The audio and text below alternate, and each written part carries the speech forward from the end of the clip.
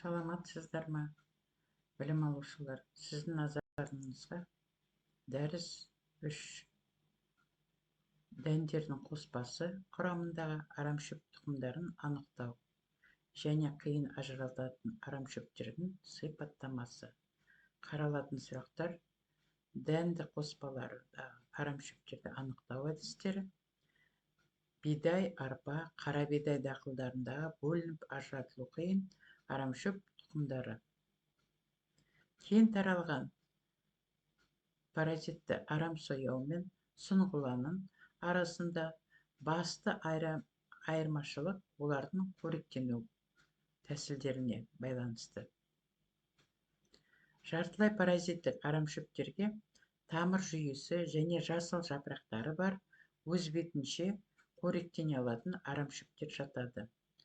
Арам сояу сабағы жіңішке, бұтақталған, жапырақсыз, тез өседі. Тұқымы сопақша, дөңгелек, әртүрлі ірілікте, өте көп, қабығы бұдыр. Тұқымы өсуін топырақта 5 жылға дейін сақтайды. Арам сояудың көптеген түрі белгілі. Көбінесе бедені, жоңышқаны, картоп, қант қызылшасы, зығырды, қауынды ластайды. Сұңғыла сабағы төменнен жоғары қарай жуандайтын, тік тұратын, биіктігі 40 сантиметрге дейін болатын, жапырақ орнына көптеген қабыршақтармен қапталған. Сабақтың жоғарғы жағында антоцианмен боялған гүлшоғыры болады. Тұқымы өте ұсақ, шаң тәрізді. Көп болады. Көбінесе күнбағыс, қызанақ, темекіні ластайды.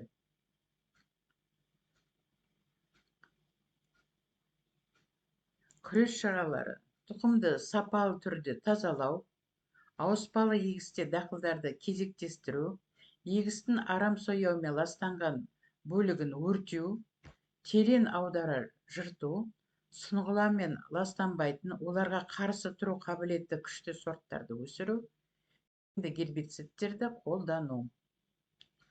Үлкен немесе көктемгі сылдыр погремок весенний. Тамырлы жарты паразиттік арамшөп болып есептеледі. Сабағында бұрыл, сия көк түсті белгілері бар. Биіктігі 15-40 сантиметрге дейін. Гүлдері ірі, масақта жиналған сабақ арында қожайын, өсімдікке жабысатын гаусториялары бар. Шар тәрізді, қара сұр түсті, ұзындығы 5 мм, 3 мм. Мың дәннің массасы 2 грамм. Тамыр шілде айларында гүлдейді. Бір өсімдік 350-700 тұқым береді. Тұқымның тіршілік сақтау қабілеті 2-3 жылға дейін. Көгіні 1 ай жарым ішінде қожайын өсімдік таппаса, тіршілік қабілетін жоғалтады. Егістікте әртүрлі дақылдарды ластайтын, көбінесе күздік астық тұқымдастарымен көпжылдық арамшөптерді және жайылымдарда кездеседі.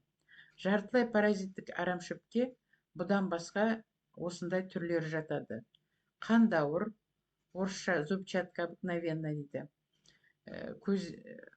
Көздәрі, очанка мелкоцветная өсімдіктері жатады. Паразиттік емес арамшөптерге бұл топқа жататын өсімдіктер автотрофты, жоғарғы сатыдағы өсімдіктер. Олардың өмір сүру ұзақтығына байланысты азжылдықтар мен көпжылдықтар болып екіге бөлінеді.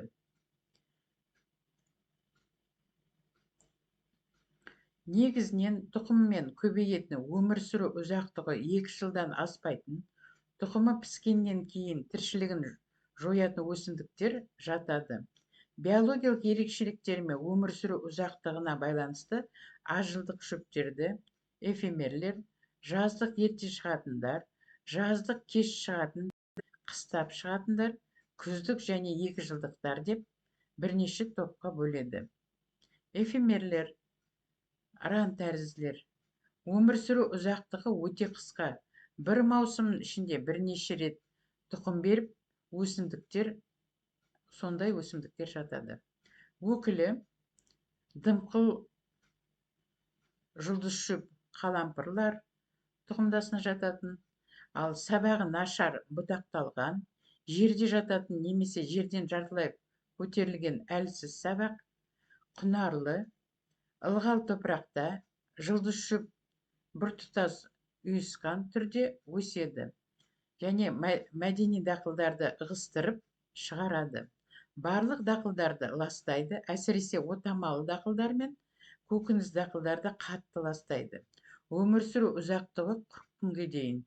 Өсімдік топырақта 5 жылға дейін өмір сүру қабілетін жоғалтпайды. 15-25 мың тұқым береді. Тұқымы 3 сантиметрге дейін тереңдіктен көктеп шыға алады. Тұқымның көктеуі жауыннан кейін не өсімдіктер арқылы әрбір топырақтағы қопсытқаннан кейін жаз бойы жүреді. Дымқыл жұлдызшөп өте өсімтал болып келетін өсімдік. Олармен күрес шаралары егістікте ерте көктемде тырмалау және гербицидтерді қолдану. Ерте шығатын жаздықтар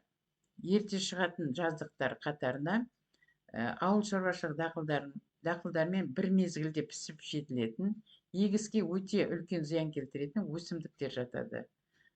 Бұл осындай өсімдіктер: ермен жапырақты ойраншөп, үштармақ ойраншөп, егістік қыша, шырмауық қарақұмығы, арам кенеп шөп, арамсора дейді немесе, алабұта, ақ алабұта, көкпек алабұта, қара сұлы, күнбағыс арамшөбі, шырмауық тараны, қызыл таспа таран, бұдыр таран, ноғай қарақұмығы, жабысқақ қызыл бояуы, тісті ошаған, арамшөп шатырмақ, қыздырма үйбидайық, жабайы шомыр, жабайы қырыққабат, егістік арыш, бақша қалойыны. Ермен немесе жусан жапырақты ойраншөп амброзия дейді. Ол карантиндік өсімдік болып табылады. Биіктігі 20-дан 250 сантиметрге дейін, сабағы тік бұтақталған, жапырағы сұр жасыл түсті. Тамыры 4 метрге дейін енеді. Тұқымы қапталған, жұмыртқа тәрізді. Тұқымның жоғарғы жағы мен жандарында тікені бар. Түсі қара қоңыр, ұзындығы 2,5-3,25 мм, ені 1,5 мм. Мың тұқымның массасы 2-3,5 граммға дейін. Шілденің аяғында гүлдейді. Бір өсімдік 29-150-ге дейін мың тұқым береді. Тұқымның тіршілігі және сақтау қабілеттілігі 10 жылға дейін және одан да жоғары. Тамыры 4 метрге дейін енеді. Тұқымы қапталған, жұмыртқа тәрізді. Тұқымның жоғарғы жағы мен жандарында тікені бар.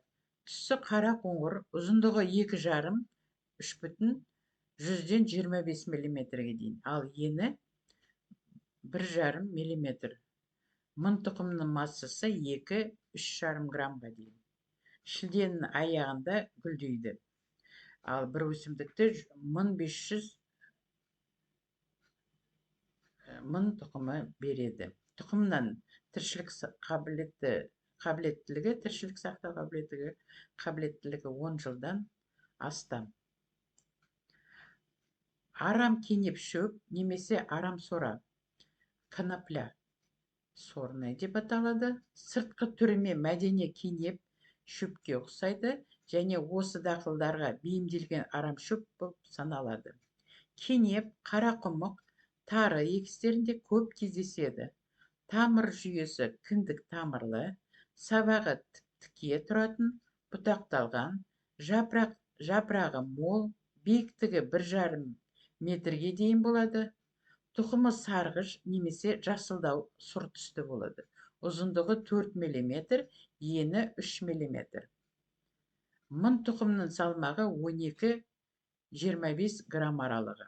Тұқымы оңай түсіп, топырақты ластайды.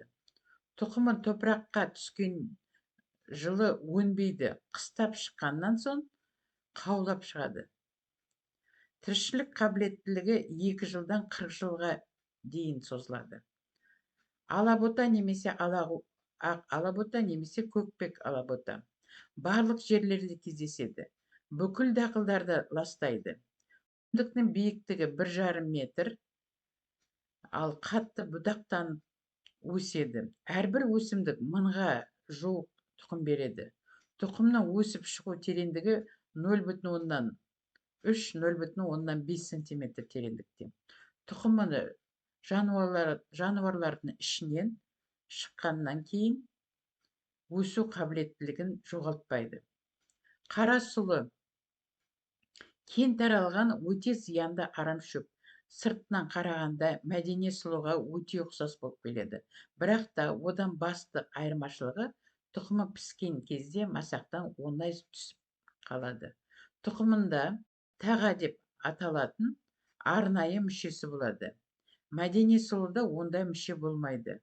Өсімдіктің биіктігі 80-120 см аралығында. Әрбір масағы 40-60 тұқым береді. Астық тұқымдас дақылдардың қара сұлы бірінші піседі астық тұқымдас дақылдарға қарағанда, және тұқымы шашылады, немесе олармен бір мезгілде піседі де ору кезінде комбайнның бөңкеріне түседі. Одан кейін оны мәдени дақылдан бөліп алу өте қиынға соғады.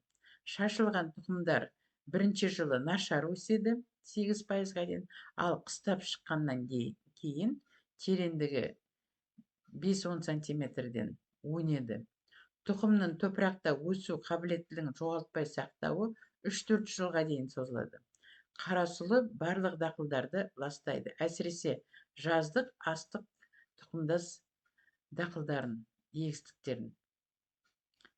Қыздырма үйбедайық өсімдіктің биіктігі 30-100 см-ге дейін, сабағы тік, жапырағы жіңішке, жапырақтың ені 6 мм-ге дейін, масағында 3-8 гүлдері болады.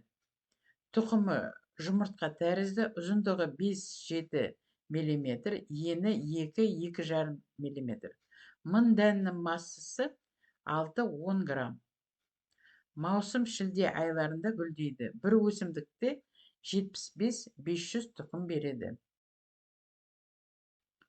Олардың тіршілік сақтау қабілеттілігі 3 жылға дейін созылады. Тұқым мен гүлдеу кезеңінде ұлы өсімдіктер болып саналады. Назарларыңызға рахмет. Сау болыңыз.